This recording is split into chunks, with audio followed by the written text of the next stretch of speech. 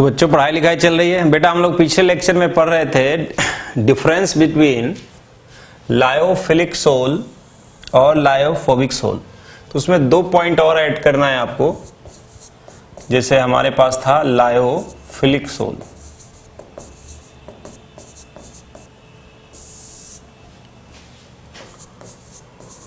और lyophobic soul. Lyophilic sol और lyophobic soul. तो हम लोग देख रहे थे डिफरेंट प्रॉपर्टी के हिसाब से क्या क्या डिफरेंस है। तो उसमें 1-2 और ऐड करना है। टिंडल इफेक्ट, हालांकि टिंडल इफेक्ट आगे पढ़ेंगे डिटेल से ये क्या होता है। कोलाइडल सोल की प्रॉपर्टी होती है। तो कोलाइडल सोल है हमारे पास, किसी सॉल्यूशन में है कोलाइडल सोल है, और मान लीजिए कि इधर से लाइट पास कर रहे हैं और उसको डायरेक्शन ऑफ जो लाइट पासिंग है उसके परपेंडिकुलर देखें या कुछ एंगल से देखते हैं उसे कोलाइडल सोल को। तो स्कैटरिंग ऑफ लाइट की वजह से डिफरेंट डिफरेंट कलर का वो दिखता है सॉल्यूशन। इसी को हम बोलते हैं टिंडल इफेक्ट। एक टिंडल कोन बनता है, आगे पढ़ेंगे। तो जो हमारा लायोफिलिक वाला सोल है इसमें लेस स्कैटरिंग होता है, लेस स्कैटरिंग ऑफ लाइट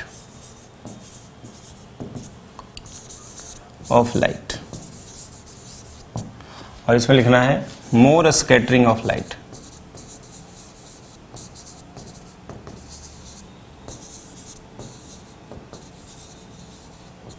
ठीक। और नेक्स्ट प्रॉपर्टी एक और है माइग्रेशन टुवर्ड, माइग्रेशन इन इलेक्ट्रिक फील्ड लिख लीजिए।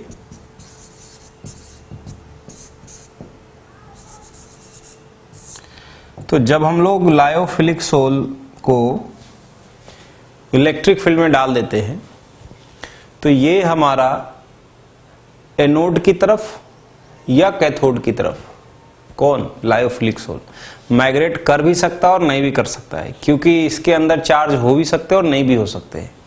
सो हम लिखेंगे मे और मे नॉट माइग्रेट, मे और may not migrate towards cathode और anode,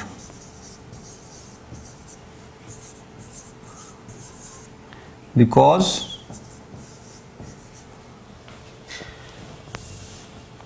they may or may not contain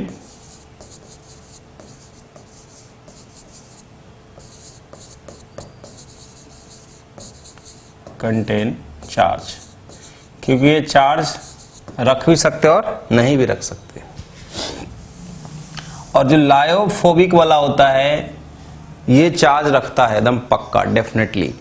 तो ये पॉजिटिवली चार्ज होते हैं या निगेटिवली, ठीक है, या तो पॉजिटिवली चार्ज होते हैं या निगेटिव। तो पॉजिटिव चार्ज वाले का रिडक्शन होना चाहिए। तो पॉजिटिव चार्ज वाला जो है कैथोड की तरफ माइग्रेट करता है और निगेटिव चार्ज वाला एनोड की तरफ माइग्रेट करता है। अभी आपको सिर्फ इतना लिखना है, दे विल माइग्रेट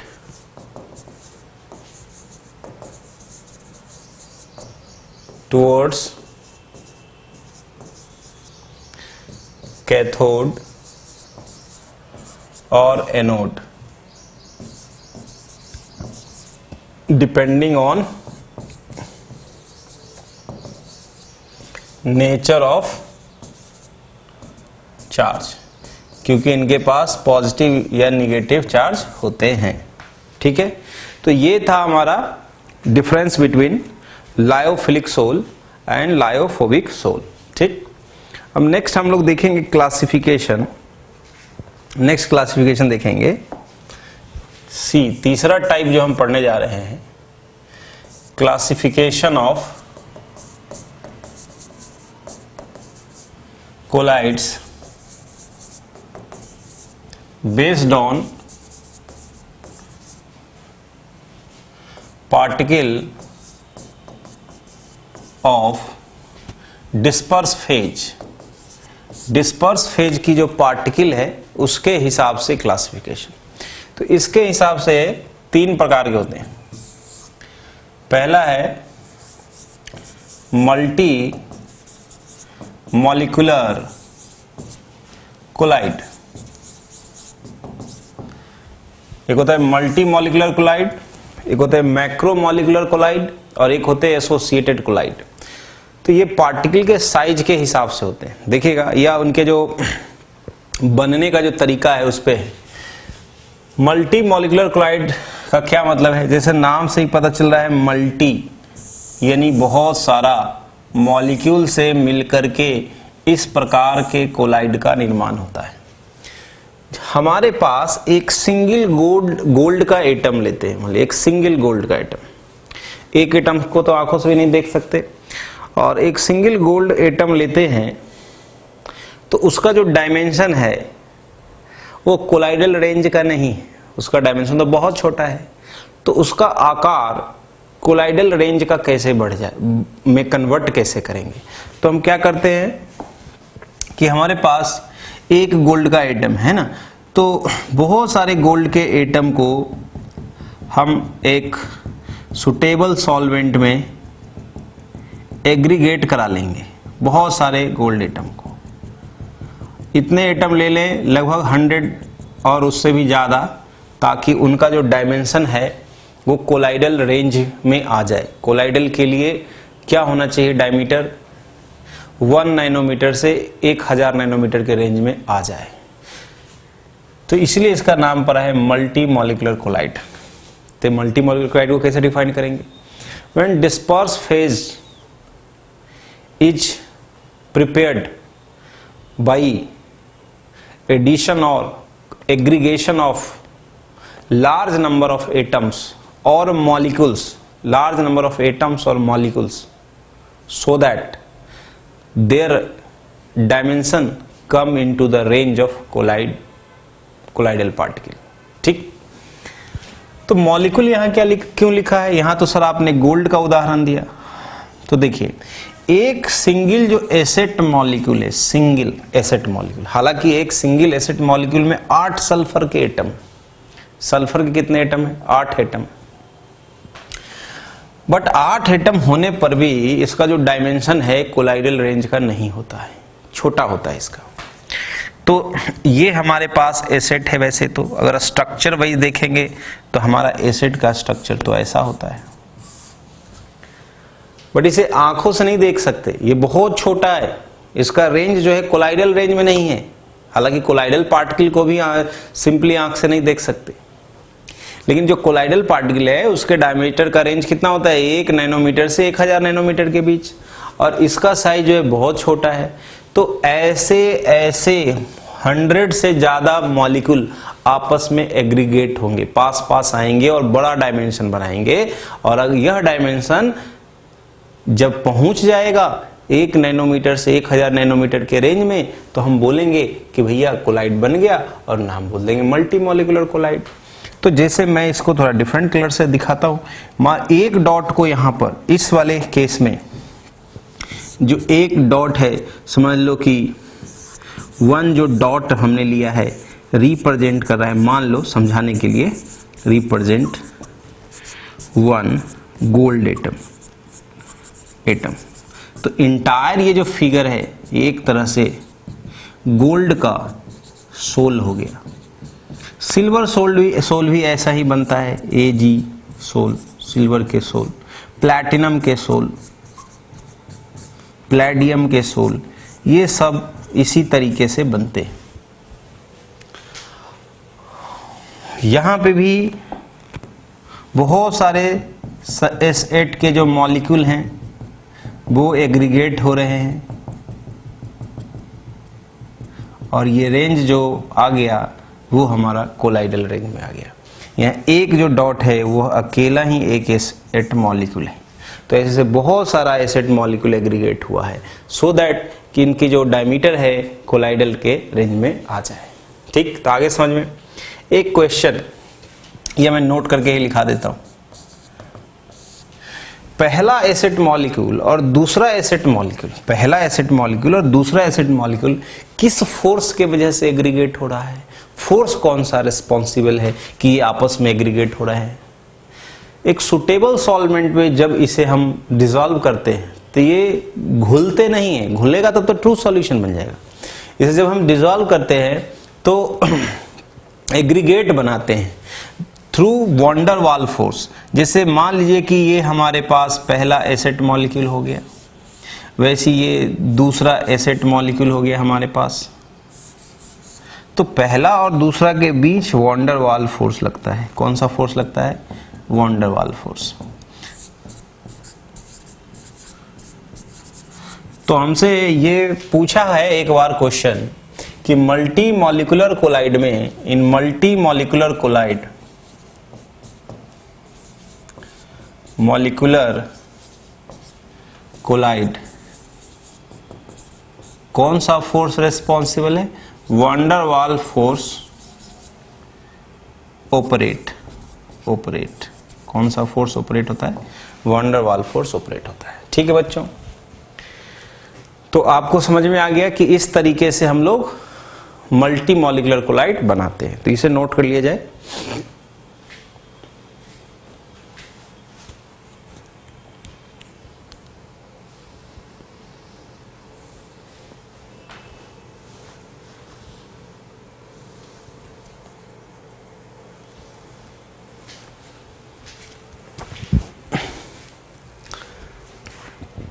तो ये था हमारा मल्टी मॉलिक्यूलर कोलाइड। नेक्स्ट हम लोग देखेंगे second type, macro molecular colloid. Macro molecular colloid, macro का नाम से ही पता चल रहा है बड़े साइज वाला मॉलिक्यूल, लार्ज साइज वाला, है ना, लार्ज साइज वाला मॉलिक्यूल होगा। और वो इतना बड़ा हो, अकेला ही हो लेकिन इतना बड़ा हो कि उसकी जो डायमीटर है कोलाइडल के रेंज कहा जाए। ऐसा कब हो सकता है? पॉलीमर के केस में। किसके केस में? पॉलीमर के केस में। प्रोटीन है ना, starch, cellulose, nylon, plastic, rubber. तो जैसे पिछला केस में हमारे पास पॉलीमर नहीं था तो एक एक एटम करके हमने क्या कराया? एग्रीगेट कराया। अब ये कैसे कराते हैं उसको हम पढ़ेंगे इसके बाद, प्रिपरेशन ऑफ कोलाइड, कि कैसे प्रिपेयर किए जाते हैं। अभी तो इसको समझना है कि मल्टी मॉलिक्यूलर का मतलब है कि एक एक एटम करके एग्रीगेट करके बनाया हुआ है, चाहे एक एक मॉलिक्यूल कर करके 100, 200, 150 इतनी मॉलिक्यूल होती है ताकि उसका डायमीटर जो है कोलाइडल रेंज में आ जाए। तो ये क्या केमिकल मेथड है, क्या फिजिकल मेथड है, कौन सा प्रक्रिया है जिससे ये बनाए जाते हैं, ये हम आगे पढ़ेंगे। अभी तो ये पढ़े ये होते क्या हैं। तो नेक्स्ट है macro molecular colloid, large size वाला, यानी एक सिंगल मॉलिक्यूल ऐसा हो, वन सिंगल मॉलिक्यूल ऐसा हो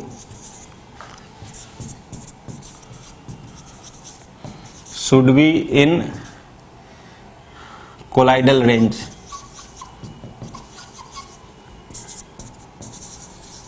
किसकी बात कर रहे हैं? साइज की। इन्हें जब सुटेबल सॉल्वेंट में डिसॉल्व करते हैं, सुटेबल सॉल्वेंट में डिसॉल्व करते हैं, जब इन्हें हम सुटेबल सॉल्वेंट में डिसॉल्व करते हैं तो ये हमारा क्या बना लेते हैं? कोलाइड बनाते हैं। ठीक, जैसे एज फॉर एग्जाम्पल स्टार्च हो गया, जितने मोस्टली पॉलीमर इसमें आएंगे, सेलुलोज हो गया, प्रोटीन,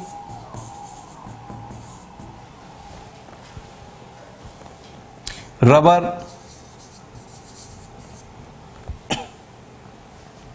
प्लास्टिक, नायलॉन, नायलॉन 6 लिख लो, ये सब पॉलीमर का नाम है, नायलॉन 6, नायलॉन 6। तो ये मैक्रो मॉलिक्यूलर कोलाइड होते हैं। नेक्स्ट हम बात करेंगे तीसरा जो इसका टाइप है,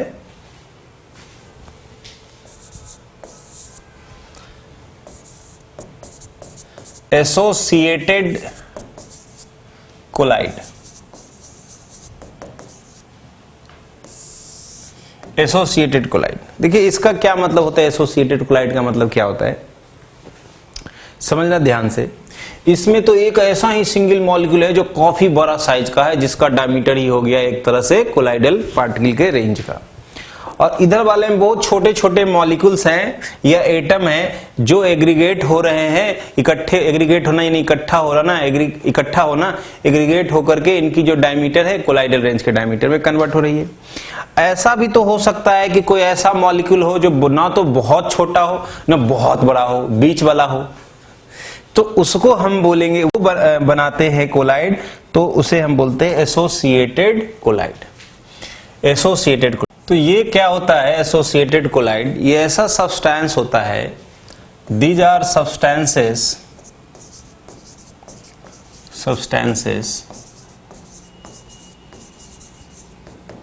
which behave as normal electrolyte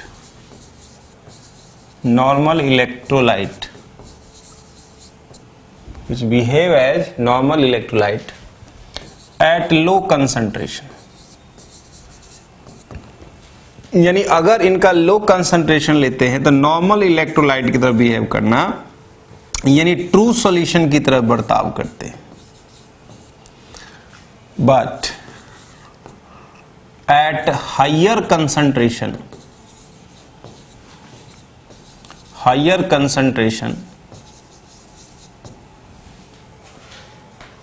their molecule aggregate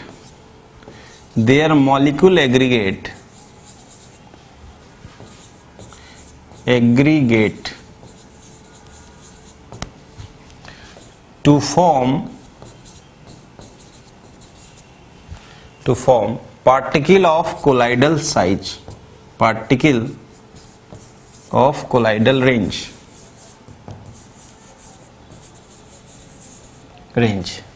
तो ये जो होंगे एट हाई कंसंट्रेशन पे, देयर मॉलिक्यूल एग्रीगेट या एसोसिएट एक ही बात है,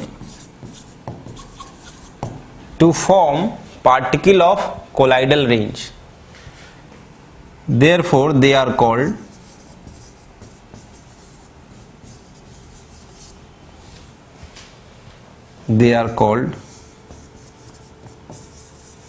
एसोसिएटेड कोलाइड। समझिएगा ध्यान से, these are substance which behave as normal electrolyte, normal electrolyte की तरह बिहेव करते हैं एट लो कंसंट्रेशन। मान लो पानी लिया, उसमें थोड़ा सा अगर ये वाली सब्सटेंस डालेंगे, मैं उदाहरण बताऊंगा, अभी नहीं बता रहा हूं, पानी लेंगे, थोड़ा सा अगर डालेंगे तो पूरी तरह से घुल जाएगा, ऐसे जैसे कि पानी में नमक घुल जाता है। यानी ये नॉर्मल इलेक्ट्रोलाइट और स्ट्रॉन्ग इलेक्ट्रोलाइट की तरह बिहेव करेंगे, पूरी तरह से घुल जाएंगे ट्रू सॉल्यूशन की तरह। लेकिन जैसे जैसे इन सब्सटेंस की अंदर पानी में कंसंट्रेशन बढ़ाते जाएंगे तो ये पास आके एग्रीगेट होने लगेंगे, एग्रीगेट या एसोसिएट होने लगेंगे, एक ही बात है, और उनका जो डायमीटर है वो कोलाइडल रेंज का हो जाएगा। अब आते हैं कि ये काम तो इसमें भी हो रहा था, इस वाले में भी, कि भाई सारे एग्रीगेट हो गए तो इसका नाम अलग क्यों पड़ा, क्योंकि इसमें बेसिकली एक छोटे छोटे एटम मिलके एग्रीगेट हुए या छोटे मॉलिक्यूल एग्रीगेट हुए, इसलिए इसका नाम है मल्टी मॉलिक्यूलर कोलाइड।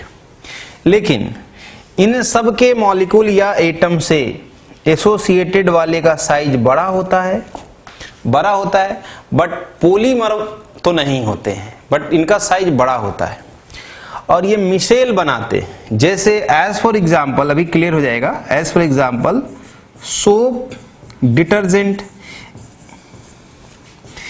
सोप और डिटर्जेंट में जो इलेक्ट्रोलाइट पड़ा होता है वो हाई कंसंट्रेशन ऑफ, जब सोप हम यूज करते हैं पानी में, साबुन के जब ठीक ठाक कंसंट्रेशन यूज करते हैं, एक सर्टेन कंसंट्रेशन या उससे ज्यादा कंसंट्रेशन जब हम यूज करते हैं तो मिशेल बनना स्टार्ट होता है। जैसे साबुन में, सोप में, इन soap sodium stearate is present, sodium stearate present होता है। ये क्या होता है सोडियम स्टीयरेट? सोडियम स्टीयरेट का फॉर्मूला होता है C17H35COONA, सोडियम स्टीयरेट। ये 17 कार्बन की अल्काइल है, अनब्रांच्ड होती है ये, अनब्रांच्ड अल्काइल। यानी बेसिकली है क्या, देखिए 1 2 3 4 5 6 7 8 9 10 11 12 13 14 15 16 17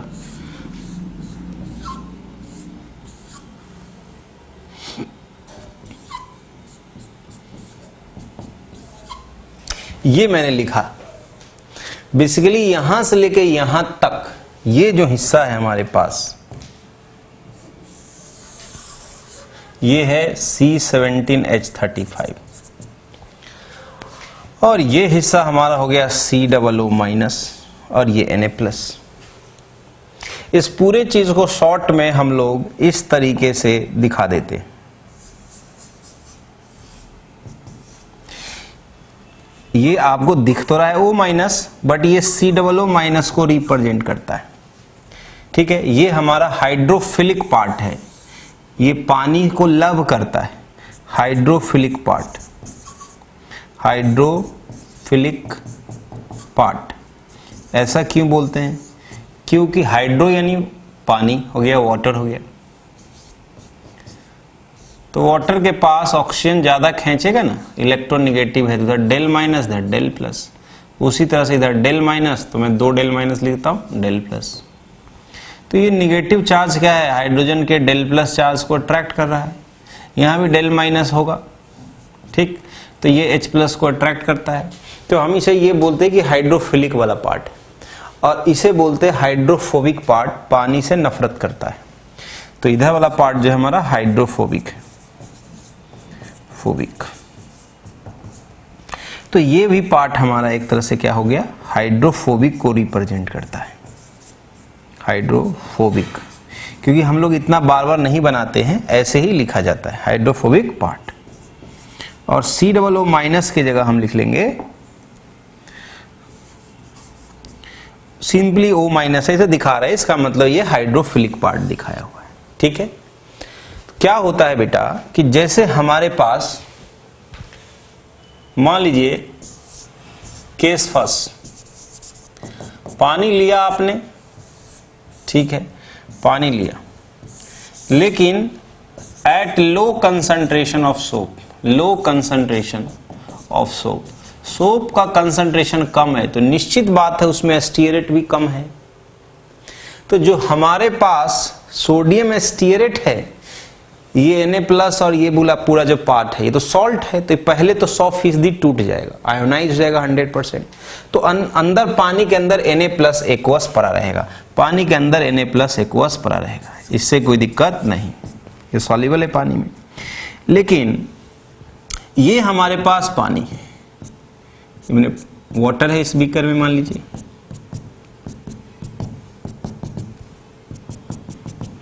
बीकर में पानी, ठीक है। अब क्या होता है, इसमें जब आपने सोप का कंसंट्रेशन कम लिया है, कम इस्तेमाल किया, तो ये हाइड्रोफिलिक पार्ट सरफेस के ऊपर रहता है, पानी उसको अट्रैक्ट कर रहा होता है, खींच रहा होता है।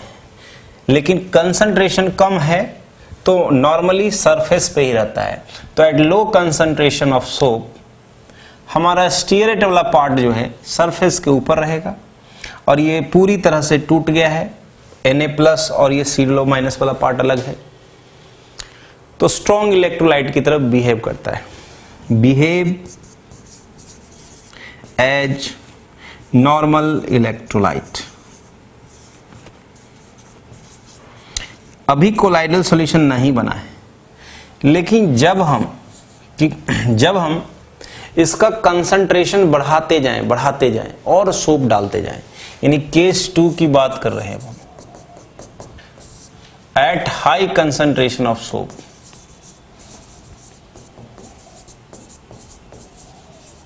सोप का कंसंट्रेशन जब हाई हो, तो eight high concentration of soap, पानी के अंदर, मुझे थोड़ा सा बीकर बड़ा बनाना है समझाने के लिए,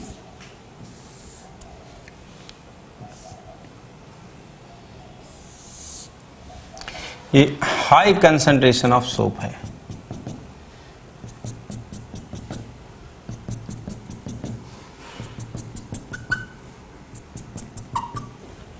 हाई कंसंट्रेशन ऑफ सोप लेते हैं तो वाटर जो है, ये वाटर जो है इस निगेटिव चार्ज को अट्रैक्ट करेगा, तो अंदर आएंगे। तो जब अंदर आएंगे तो क्या ऐसा संभव है कि सारे के सारे अंदर आके ऐसे इकट्ठे हो जाएं?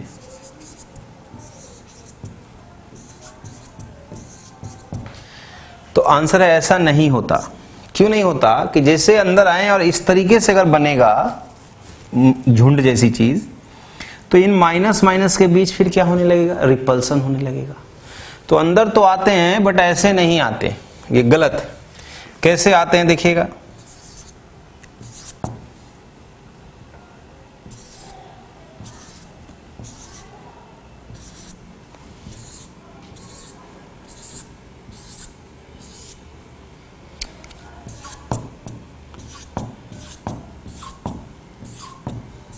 वो माइनस वाला पार्ट यानी C माइनस वाला पार्ट जो है पानी में ही है तो पानी में ही, सब चीज पानी के अंदर ही है, लेकिन बाहर है। तो बाहर से क्या हुआ? ज्यादा बड़ा सरफेस एरिया में है, तो रिपल्सन थोड़ा क्या हो चुका है? मिनिमाइज। और ये बिल्कुल इसी फॉर्म में रहते हैं, इस फॉर्म में नहीं आएंगे। इस तरीके से अपने आप को मैनेज करते हैं ताकि स्टेबिलिटी, रिपल्सन मिनिमाइज हो सके, स्टेबिलिटी बढ़ सके। इसी को हम बोलते हैं, ये जो डायग्राम बन गया है ना, इसके समझो ये एक सर्किल जैसी चीज है, इसके चारों तरफ ये निगेटिव वाला पार्ट बना हुआ है, ओरिएंटेड है। इसी को हम बोलते हैं मिसेल। क्या बोलते हैं? मिसेल। ये कोलाइड है। अब इसकी जो रेंज है, डायमीटर की रेंज, बहुत सारे स्टीयरेट आयन इस तरीके से सराउंड हो गए हैं। इसकी जो रेंज हो गई है वह कोलाइडल पार्टिकल के रेंज तक पहुंच चुकी है। सोप के केस में सोप के केस में concentration, in case of soap, अगर मैं सोप का उदाहरण लेके समझा रहा हूं, तो सोप के केस में मिनिमम कंसंट्रेशन कितना चाहिए कि ये मिसेल बन जाए? मिनिमम कितना चाहिए कि ये बन जाए? उससे कम कंसंट्रेशन पे नहीं बनेगा। उसी को हम बोलते हैं क्रिटिकल मिसेल कंसंट्रेशन। यानी इतना कंसंट्रेशन चाहिए या उससे एबव, उससे नीचे ऐसा मिसेल नहीं बनेगा। उसके नीचे लो कंसंट्रेशन पे स्ट्रॉन्ग इलेक्ट्रोलाइट की तरह बिहेव करेगा, ट्रू सॉल्यूशन की तरह बिहेव करेगा। सोप के केस में जो CMC की वैल्यू होती है, CMC का मतलब क्या हुआ? Critical micelle concentration. यह 10 के पावर -4 मोल पर लीटर से 10 के पावर -3 मोल पर लीटर के बीच होती है। मतलब अगर इतना है कंसंट्रेशन तो ये मिसेल बन जाएगा। थोड़ी बहुत अगर सोप एक बाल्टी पानी में यूज करेंगे तो मिसेल नहीं बनेगा, झाग भी ना समझ में आता कि झाग बना भी कि ना बना। तो एक मिनिमम कंसंट्रेशन चाहिए या उससे ज्यादा, सो दैट कि ये मिसेल बने। उसको हम क्या बोलते हैं? Critical micelle concentration. तो आपसे पूछ रहा है क्रिटिकल मिसेल कंसंट्रेशन क्या है बेटा?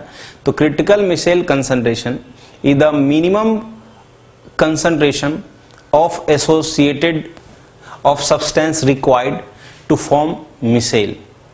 मिनिमम कंसंट्रेशन रिक्वायर्ड, यानी कि एबव विच, इसके ऊपर के कंसंट्रेशन पे तो बनेंगे, बट इसके बिलो अगर हम डालते हैं, CMC से कम अगर डालते हैं तो नहीं बनेगा। यानी कि micelle will not form below CMC। एक चीज और होता है, क्राफ्ट टेम्परेचर। ये भी चीजें इंपॉर्टेंट है। Craft temperature, TK, craft temperature. ये क्या होता है क्राफ्ट टेम्परेचर? आप मुझे बताइए, जैसे हमारे पास पानी है, तो जैसा कि मैंने कहा, लो कंसंट्रेशन अगर हम रखते हैं तो स्ट्रॉन्ग इलेक्ट्रोलाइट की तरफ बिहेव करता है, ठीक है। हाई कंसंट्रेशन पे यानी कि CMC या उससे ज्यादा पे मिसेल बन जाएगा। तो ये तो होगी कंसंट्रेशन पे कंडीशन। अब टेम्परेचर पे भी कुछ कंडीशन होता होगा। जब हम टेम्परेचर कम रखते हैं, बहुत कम, बहुत ज्यादा चिल्ड वाटर है मान लो, बहुत कम हाईली चिल्ड वाटर, तो उसमें कम साबुन घुलेगा, गर्म पानी में साबुन ज्यादा घुलेगा। तो अगर हम लो टेम्परेचर रखते हैं, बहुत ही लो, तो उसमें सॉल्युबिलिटी क्या होगी, कम होगी। इतना कम घुलेगा, इतना कम घुलेगा कि अंदर सब मॉलिक्यूल की संख्या कम रही, तो फिर एसोसिएट होकर के कोलाइडल रेंज में कैसे कन्वर्ट हो पाएंगे, नहीं हो पाएंगे ना। तो थोड़ा अगर मैं टेम्परेचर बढ़ाऊंगा तो सॉल्युबिलिटी बढ़ेगी, टेम्परेचर बढ़ाऊंगा सॉल्युबिलिटी बढ़ेगी, टेम्परेचर बढ़ाऊंगा सॉल्युबिलिटी बढ़ेगी, टेम्परेचर बढ़ाऊंगा सॉल्युबिलिटी बढ़ेगी, और बढ़ते बढ़ते इनका कंसंट्रेशन CMC के बराबर या उससे ज्यादा पहुंच सकता है। तो इस तरह से मिसेल बन सकता है। तो क्रिटिकल टेम्परेचर क्या है? Critical temperature, it is a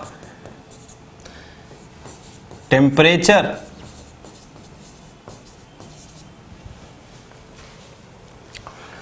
below which micelle is not formed. Micelle will not form. ऐसा टेम्परेचर जिसके बिलो मिसेल नहीं बनेगा। CMC भी वैसा ही है जिसके बिलो कंसंट्रेशन पर मिसेल नहीं बनेगा, ठीक। तो इसे पहले आप नोट कर लीजिए।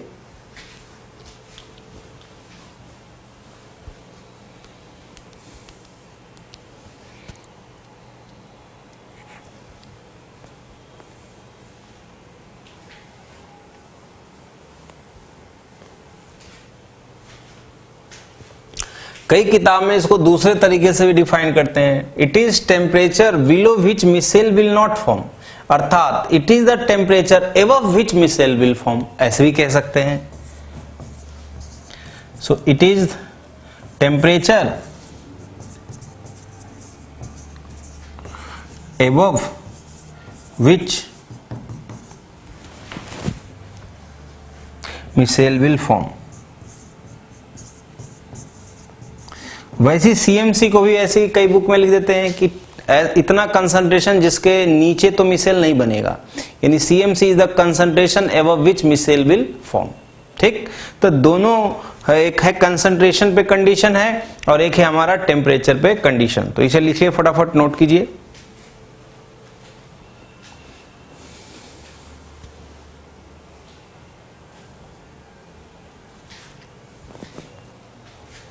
लिख लिया।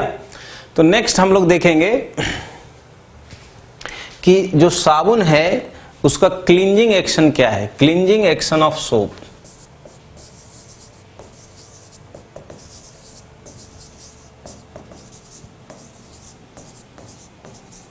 साबुन कैसे कपड़े को साफ करता है, क्लीन करता है। तो देखिए, जैसे हमारे पास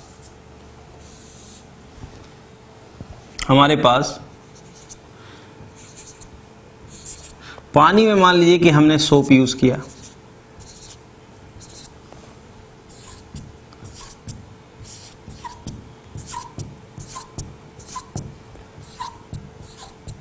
तो ये जब पानी में सोप यूज कर रहे हैं तो इस तरह से जो चीज फॉर्मेशन बनी है उसको अपन क्या बोल रहे हैं, मिसेल। मिसेल या कोलाइड भी है, यहाँ स्पेशल नाम बोल देते हैं मिसेल, ठीक है। एसोसिएटेड वाले में मिसेल भी बोल देते हैं नाम कोलाइड को। इसकी स्टेबिलिटी का वजह ही है ये निगेटिव चार्ज। अगर ये निगेटिव चार्ज ना होता फिर तो ये एसोसिएट क्यों होंगे, जैसे तैसे मोशन में आ जाएंगे। निगेटिव चार्ज है इसलिए एक दूसरे को डर है कि रिपल्सन हो रहा है ना। अगर रिपल्सन नहीं होता तो जैसे तैसे मोशन में आ जाएंगे, तो इस तरह का एसोसिएशन नहीं हो पाएगा। एक पॉइंट और इंपॉर्टेंट है इसका, मतलब प्रेजेंस ऑफ निगेटिव चार्ज, या निगेटिव के बजाय लिखेंगे प्रेजेंस ऑफ चार्ज, क्योंकि कुछ मिसेल ऐसे होते हैं जिसमें पॉजिटिव चार्ज बनते हैं।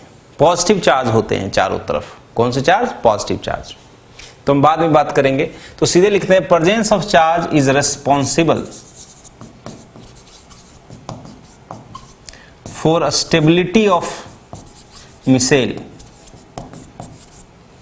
ऑफ कोलाइड लिख लो या मिसेल लिख सकते हैं। ठीक बात है। अब क्लींजिंग एक्शन में क्या है, जैसे मान लिए कि एक बकेट है जिसमें आपने सोप यूज किया, मिसेल का फॉर्मेशन हो गया और आप उसमें कपड़ा डाल रहे हैं जिसमें गंदगी है। तो ये सपोज कपड़े का ये पार्ट है जिसके ऊपर ये डर्ट है, गंदगी। ये जो मैंने दिखाया है इस तरीके से, ये मान लो कि गंदगी है, डर्ट बोलते हैं उसको। क्या बोलते हैं? डर्ट, गंदगी। जो बच्चों गंदगी होती है कपड़े में, जो डर्ट होता है, धूल कण या जो भी चीजें लगी होती है गंदगी, वो ऑयली नेचर का होता है। वो हाइयर हाइड्रोकार्बन होते हैं जो डर्ट होते हैं, ग्रीजी सब्सटेंस होते हैं। तो जो डर्ट होते हैं वो बेसिकली क्या होते हैं? ग्रीजी सब्सटेंस, और कह सकते हो ये हाइड्रोकार्बन होते हैं।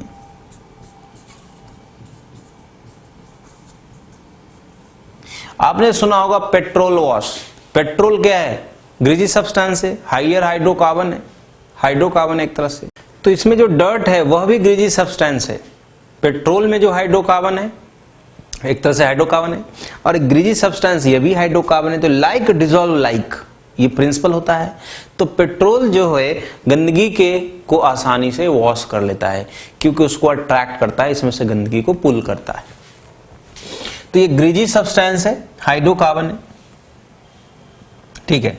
ये चीज हमारा जो है पानी के अंदर कपड़ा है, पानी के अंदर कपड़ा है, कपड़े के ऊपर ये गंदगी बैठी हुई है। तो होता क्या है इसका, ये चूंकि हमारा जो गंदगी है ग्रीजी सब्सटेंस है, हाइड्रोकार्बन है, तो यह पानी में बिना साबुन के क्या गंदगी छुड़ा सकते हैं? नहीं छुड़ा सकते हैं। पानी में जब हम कपड़े को डालेंगे तो वही वाली गंदगी धुल जाती है जो वाटर सॉल्युबल रहता है। जो इनसॉल्युबल है वो तो नहीं घुलता है, जो इनसॉल्युबल है वो ऑयली सब्सटेंस है, ग्रीजी सब्सटेंस है।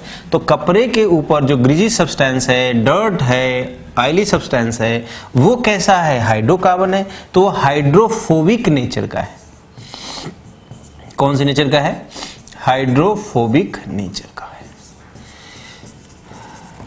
अब पानी में जब साबुन यूज किए हैं तो हाइड्रोफिलिक वाला पार्ट ये निगेटिव है, हाइड्रोफोबिक वाला पार्ट ये है। तो ये जो अंदर जो हाइड्रोफोबिक वाला पार्ट है ये गंदगी के ऊपर ऐसे आएगा इकट्ठ। ऐसा क्यों हुआ? ये सब पानी में घटनाक्रम चल रहा है, पानी के अंदर सारा कांड पानी में हो रहा है। तो ये हमारा जो टेल है हाइड्रोफोबिक है, और ये जो गंदगी है यह भी तो हाइड्रोफोबिक है। तो ये जो हमारा हाइड्रोफोबिक वाला टेल है गंदगी को पुल कर रहा होता है, पुल कर रहा होता है, खींच रहा होता है, खींच रहा होता है, खींच रहा होता है, खींच रहा होता है।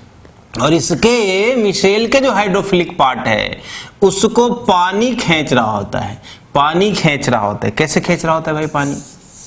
पानी में का स्ट्रक्चर क्या है? H2O का स्ट्रक्चर क्या है? और इस पे क्या है? H पे क्या है? Del plus. तो ये डेल प्लस वाला पार्ट जो है इस निगेटिव वाले पार्ट को पुल करता है। तो पानी इस निगेटिव पार्ट को पुल कर रहा है। इसका पूंछ जो है हाइड्रोफोबिक पार्ट गंदगी को खींच रहा है। इस तरीके से कपड़ा से, ये हमारा मान लीजिए क्लॉथ है और ये हमारा गंदगी दिखाया हुआ है। तो डर्ट को पूल करता है, पानी में ले जाता है, इस तरह से कपड़ा क्या होता है? क्लीन हो जाता है। ठीक है, यहां तक सबको क्लियर है? अब इसे नोट कर लीजिए।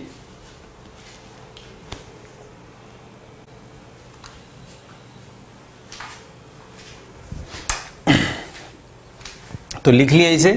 नेक्स्ट हम लोग देखेंगे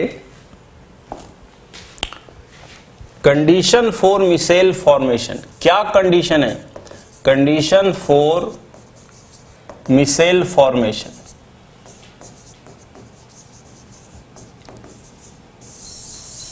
देखिए पहली कंडीशन तो ये है, substance must have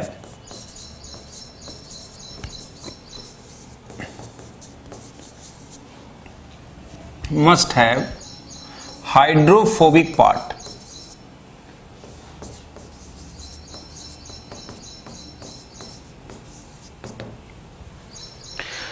compound must have hydrophobic part, इसके पास हाइड्रोफोबिक पार्ट जरूर होना चाहिए। ठीक है। They must contain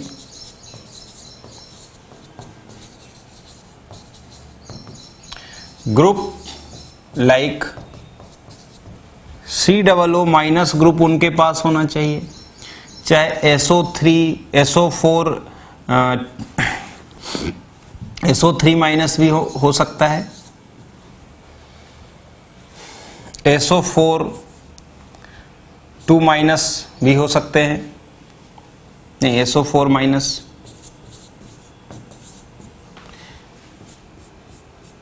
NR3 plus हो सकते हैं, चाहे NH3 प्लस, ईथर ग्रुप भी हो सकता है। इनमें से कोई ग्रुप प्रेजेंट होना चाहिए, इनमें से कोई ग्रुप प्रेजेंट होना चाहिए। ठीक है, इत्यादि।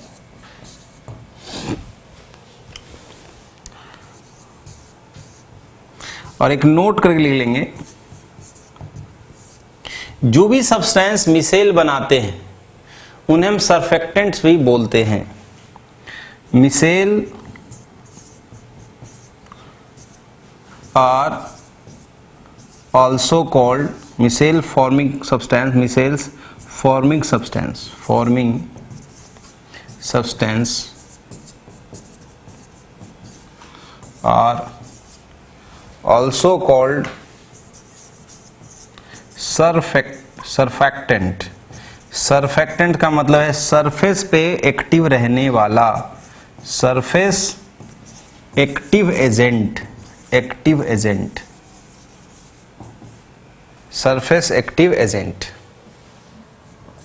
ठीक है। और जो सरफेक्टेंट्स होते हैं यह सॉल्वेंट की सरफेस टेंशन को कम कर देते हैं। प्रेजेंस ऑफ सरफेक्टेंट, ये इंपॉर्टेंट लाइन है, यहां से डायरेक्ट क्वेश्चन आ जाता है। प्रेजेंस ऑफ सरफेक्टेंट, इसे याद रखना है आपको। Surfactant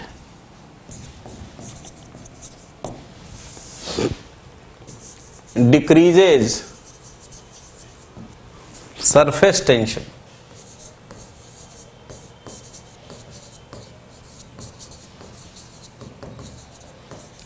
surface tension of dispersion medium, यानी जो लिक्विड सॉल्वेंट जो लेते हैं उसका हमारा ये सरफेस टेंशन को क्या कर देता है, कम कर देता है। इसकी उपस्थिति से लिक्विड की सरफेस टेंशन क्या हो जाती है, कम हो जाती है। तो इसे लिख लीजिए।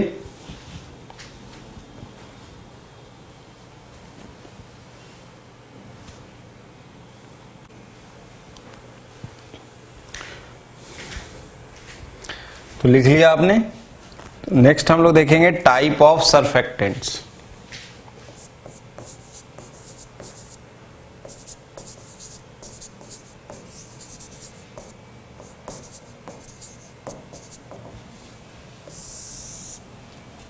सरफेक्टेंट जो हमारा होता है 3 टाइप का होता है, जैसे कैटायनिक सरफेक्टेंट।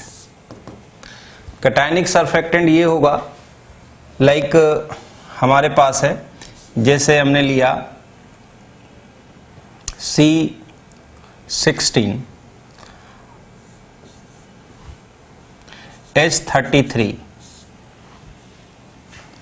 और N से 3 CH3 लगा दिए, कोई सा 3 अल्काइल ग्रुप।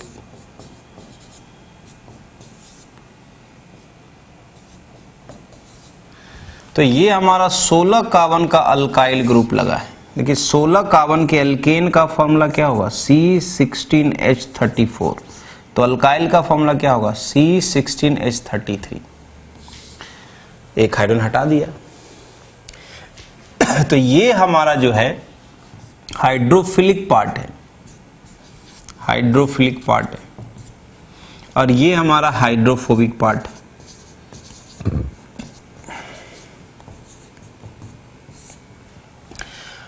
ये तो पानी में डिजॉल्व फॉर्म में रहेगा Cl-।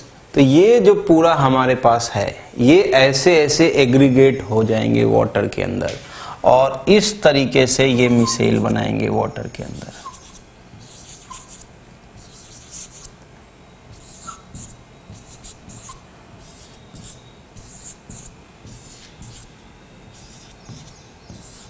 यहां जो हाइड्रोफिलिक पार्ट है वो कटायनिक है, इसलिए मैंने बोला था कि चार्ज होता है मिसेल की स्टेबिलिटी के लिए रिस्पॉन्सिबल। वो चार्ज पॉजिटिव भी हो सकता है और निगेटिव भी हो सकता है।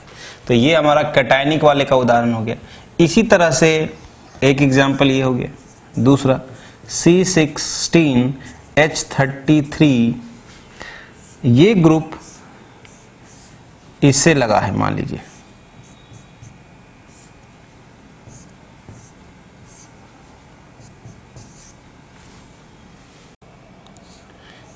इसे हम बोलते हैं सिटाइल पाइरिडीनियम क्लोराइड। सिटाइल पाइरिडीनियम, ये सिटाइल ग्रुप होता है, पाइरिडीनियम क्लोराइड। इसे हम बोलते हैं सिटाइल ट्राइमिथाइल अमोनियम क्लोराइड।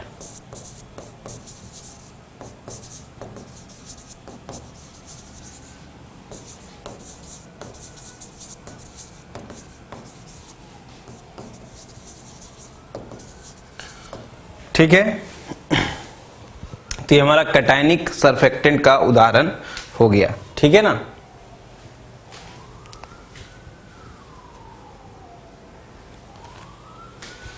तो इसे लिख लीजिए। बस ऑप्शन में रहेगा तो पहचानने आना चाहिए।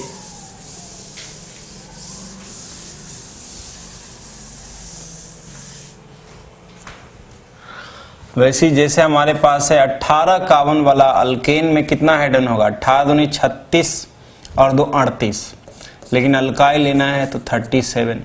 ये मैंने अल्काइल ग्रुप ले लिया और यहाँ मान लीजिए कि NH3+ ले लिया और Cl-। अब यहाँ बोलेंगे 18 कार्बन वाले अल्केन का नाम क्या होता है, ऑक्टाडीकेन। तो यहाँ अल्काइल का नाम क्या हो जाएगा, ऑक्टाडिकाइल। ऑक्टाडेकाइल अमोनियम क्लोराइड। ठीक, तो इसमें ये हमारा हाइड्रोफोबिक पार्ट है, फोबिक पार्ट है, और ये हमारा हाइड्रोफिलिक पार्ट है, फिलिक पार्ट है। ये तो पानी में आयनाइज हो जाएगा, आयनाइजेज इनटू वाटर।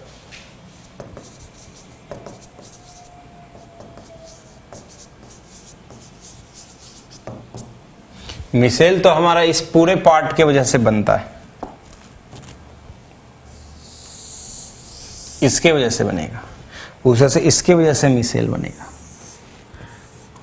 ठीक है, नेक्स्ट हम बात करेंगे दूसरा जो टाइप है एनायनिक सरफेक्टेंट।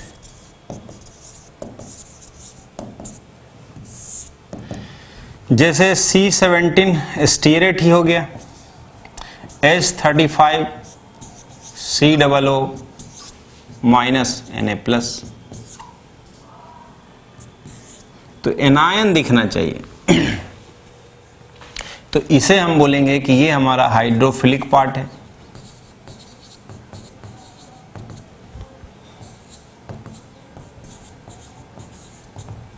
और ये हमारा हाइड्रोफोबिक पार्ट है।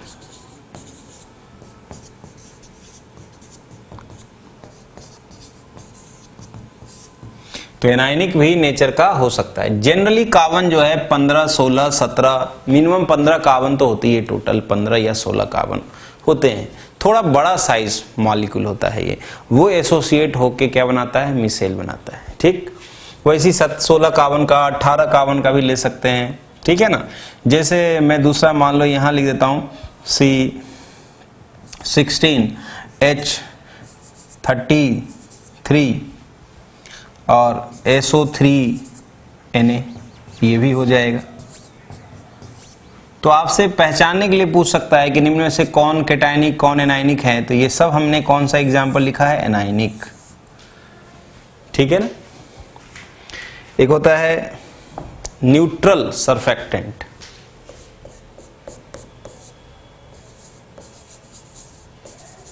जो न्यूट्रल वाला जो होता है वो क्या होता है, जैसे इथाइलिन ऑक्साइड इसे बोलते हैं, ये इपॉक्साइड है, साइक्लिक ईथर, इसका नाम होता है इथाइलिन ऑक्साइड। Ethylene oxide.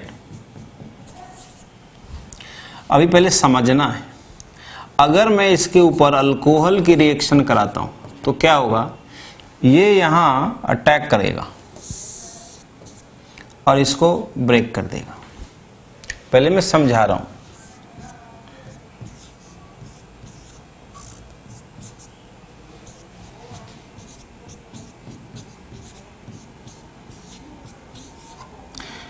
एकदम बिल्कुल देसी तरीके से समझा देता हूं। जैसे इसको खोलेंगे ना, ब्रेक करेंगे तो O पे माइनस आएगा, C पे प्लस आएगा, लिख दी मैंने। और ये लोन पेयर दे करके इस कार्बन से बाइंड हो रहा है, तो लोन पेयर देने से एक नया बॉन्ड बना देंगे, जो देता है उस पे प्लस और जो लेता है उस पे माइनस। तो इस कार्बन पे प्लस भी आ गया और माइनस भी आ गया, तो क्या हो गया, न्यूट्रल हो गया ये कार्बन। तो ये चार्ज हटा देंगे, ये चार्ज अब कैंसिल कर देंगे, ये चार्ज कैंसिल कर देंगे। ठीक है। अब यहां से जो H प्लस है, ये H प्लस यहां से निकलेगा और यहां जाके बैठ जाएगा। तो ROH प्लस यहां से निकल गया, क्या बना, CH2CH2OH, ऐसा बना। अब ये एक नया अल्कोहल, मान लीजिए यहां से लेके यहां तक एक यूनिट है, एक यूनिट है। तो देखते रहना ध्यान से। यदि मैं ऐसा बहुत सारा लेता हूं, ढेर सारा, ये एक मॉलिक्यूल लेता हूं, बट ये लेता हूं बहुत सारा, तो यह एक मॉलिक्यूल इस पे रिएक्ट करके ऐसे में चेंज हो गया। ठीक है, चेंज हो गया। तो आपने देखा कि ये जो OH है, बेसिकली हुआ क्या, एक के साथ रिएक्शन के बाद इसके R और इसके OH के बीच में ये चीज घुस गया, CH2CH2, ये चीज घुस गया, OCH2CH2, ऐसी चीज घुस गया, OCH2CH2, ऐसी चीज घुस गया ना, यही तो बना, OCH2CH2 घुस गया इसके बीच में। ये मैकेनिज्म मैंने बता दिया। तो अगर मैं यहां पर ROH को इन जनरल वे में लिखूं, अल्काइल को CnH2n+1, ये एक अल्काइल हो गया ROH। क्या मैंने अल्कोहल लिख दिया? अच्छा, और ढेर सारा ये चीज ले लूं, मान लो इसकी संख्या X है, तो एक मॉलिक्यूल से जब रिएक्ट करेगा तो बीच में घुस जाएगा OCH2CH2, फिर दूसरी मॉलिक्यूल से भी करेगा तो भी घुस जाएगा OCH2CH2, तीसरी से रिएक्शन करेगा तो भी घुस जाएगा OCH2CH2, यानी अल्टीमेटली अपने को क्या दिखेगा, CnH2n+1। ठीक है, और क्या घुसता जा रहा होगा, OCH2CH2। कितनी बार, X टाइम्स, और सबसे लास्ट में OH, ठीक है। बहरहाल मैकेनिज्म की जरूरत नहीं है, सिंपली अगर ऑप्शन में है कि निम्न में से कौन हमारा जो है न्यूट्रल वाला सरफेक्टेंट है, कौन सा है जो न्यूट्रल वाला सरफेक्टेंट है, तो हम ये उदाहरण कोट कर सकते हैं। ठीक है ना, ये हमारा उदाहरण है। यानी कि जब alcohol of higher molar mass, यानी heavier alcohol react with large number of ethylene oxide, it produces neutral surfactant, जिसमें ये OH हमारा हाइड्रोफिलिक पार्ट की तरह काम करेगा। OH इज वाटर लविंग और ये पूरा हमारा जो है हाइड्रोफोबिक पार्ट की तरह काम करता है। This is hydrophobic part, hydrophobic, and OH act as hydrophilic.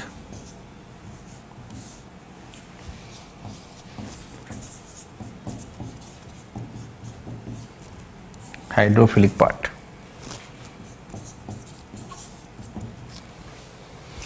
ठीक है,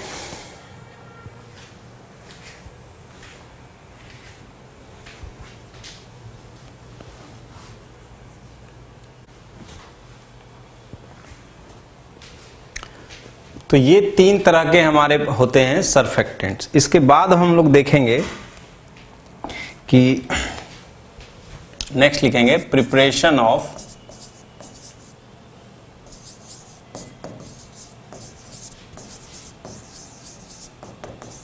कोलाइडल सॉल्यूशन। जैसा कि मैंने आपको पहले भी बताया था कि हमारे कोर्स में डिटेल से लायोफिलिक सोल और लायोफोबिक सोल पढ़ना है। ठीक है, तो preparation of colloidal sol. Lyophilic जो सोल होते हैं बेटा, lyophilic sol is simply prepared by adding disperse phase into dispersion medium, और उसको शेक कर दीजिए, वो बन जाएगा। जैसे स्टार्च को पानी में मिलाइए, शेक कीजिए, बन जाता है। प्रोटीन पाउडर है हमारे पास, उसको पानी में डालिए या और शेक कीजिए, बन गया protein powder. Lyophilic soul is prepared by simply mixing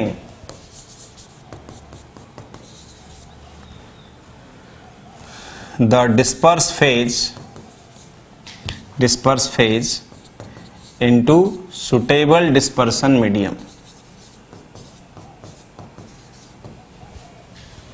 As for example, a starch in water,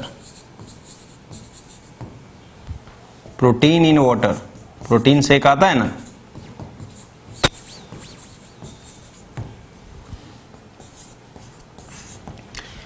लेकिन जो लायोफोबिक सोल होता है, but lyophobic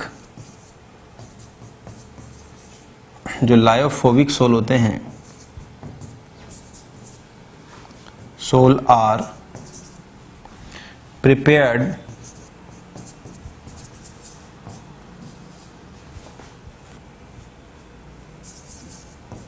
by different method.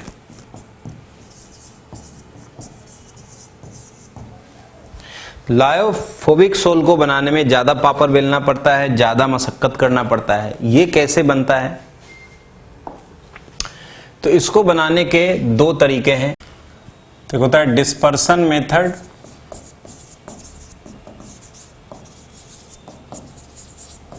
और दूसरा मेथड है हमारे पास कंडेंसेशन